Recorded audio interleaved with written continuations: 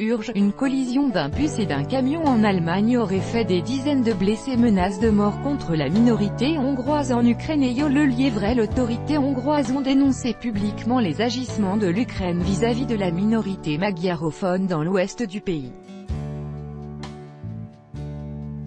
Budapest considère que Kiev ne protège pas assez ces minorités après la publication d'une « liste de la mort » rassemblant les noms de binationaux et la mise en ligne d'une pétition demandant leur expulsion collective. La politique anti-hongroise de l'Ukraine a atteint un nouveau niveau, a déclaré Levente Magyar, secrétaire d'État hongrois. Après les russophones du Donbass, les magyarophones de Transcarpathie, l'Ukraine serait-elle fâchée avec ces minorités? C'est en tout cas l'avis de Levente Magyar. Le ministre d'État aux Affaires parlementaires hongrois a convoqué l'ambassadrice d'Ukraine à Budapest le 10 octobre dernier afin de demander des explications à Kiev sur les récents événements en Transcarpathie.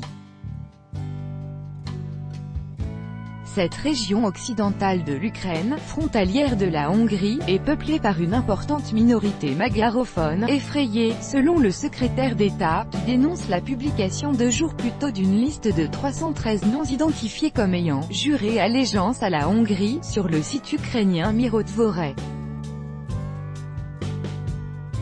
C'est une liste de la mort puisqu'elle nomme les ennemis supposés de l'Ukraine.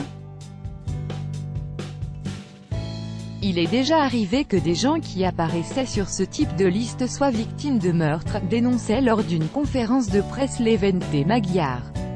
Parmi les personnes figurant sur cette liste, on retrouve le ministre des Affaires étrangères hongrois, même si la majorité d'entre eux sont des binationaux hongro-ukrainiens vivant en Transcarpathie.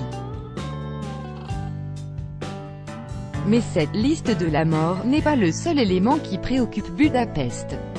Le ministre hongrois a également fait part de son inquiétude quant à la publication, sur le site du Parlement ukrainien, d'une pétition demandant l'expulsion collective des titulaires des 2 passeports hongrois et ukrainiens.